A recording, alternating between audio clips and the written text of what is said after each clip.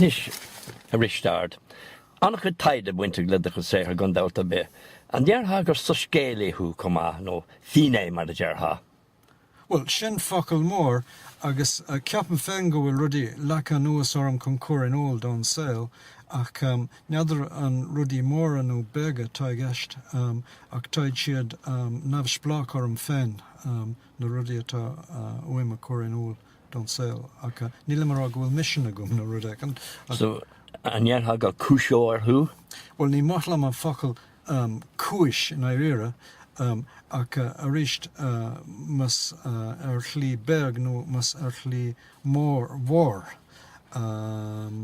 buatlam bheith déanamh aon rud a bheith ag dal chun las a phobal nó bheith ag cabhrúil a daoine eile agus a d'eiting a cuireann óil. Agus annach cumas an it chun obair taide agus mion scaga dhéanamh. Cafa gwn anna agar o the hair mar scríbnóir. Cad fed a gná hail?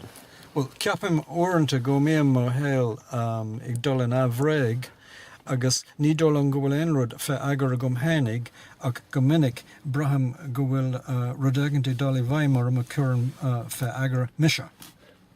Risteard, go naig go geall the hair agus mór séir atá rót go fáil. Gur maithid